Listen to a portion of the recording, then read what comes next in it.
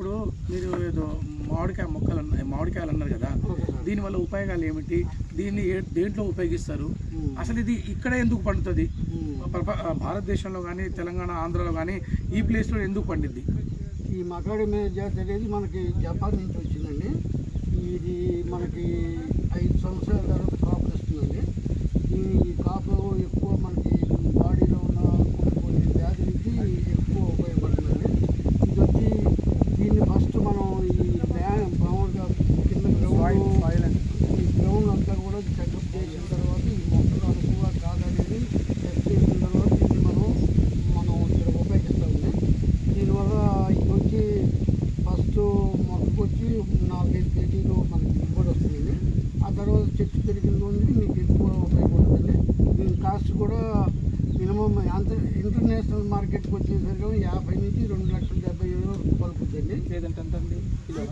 కిలోనండి. మీకు గూగుల్లో కొడితే దీని గురించి మీకు అంతా కూడా డీటెయిల్స్ వస్తాయండి, నేను చెప్పింది కాదు.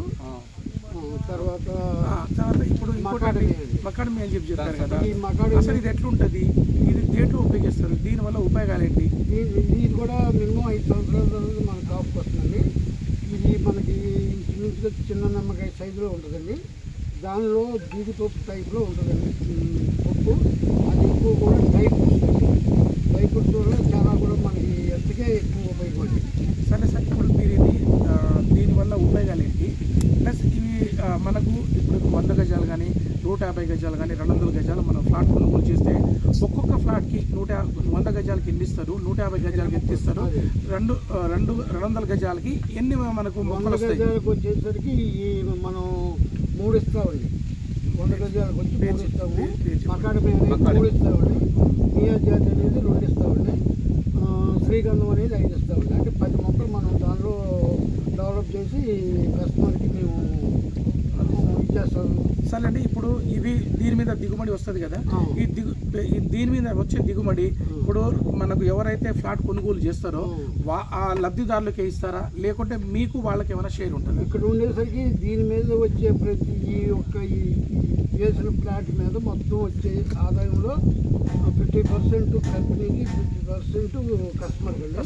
50% అంటే మన ఇవి ఉంటుందండి మెయింటెనెన్స్, దానికి తీసుకుంటామండి.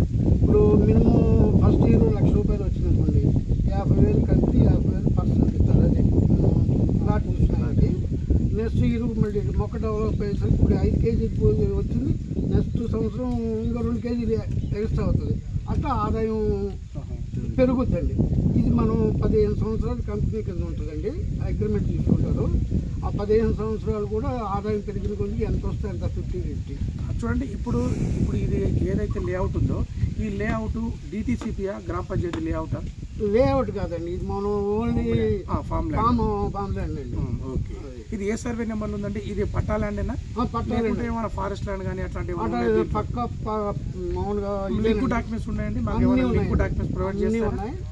మీకు ఇంకేమైనా విషయాలు కావాలంటే మామూలుగా డైరెక్ట్ మీరు ఆఫీస్లో కన్సల్ట్ చేస్తే మొత్తం మీకు ఉన్నాయన్నీ కూడా అడుగు చెప్పడం జరుగుతుంది. చూడండి, ఇప్పుడు మీరు మొక్కలు మేమే సంరక్షిస్తాం 15 సంవత్సరాల దాకా. ఇప్పుడు మేము డబ్బులు కట్టగానే స్పాట్లో మాకు రిజిస్ట్రేషన్ చేసి మీరు స్పాట్లో డబ్బు కట్టేటట్టయితే రిజిస్ట్రేషన్ కూడా ఫ్రీ అండి. స్పాట్లో డబ్బులు కట్టేస్తే 1 టైమ్ కట్టేస్తే రిజిస్ట్రేషన్ ఫ్రీ ఇస్తారు.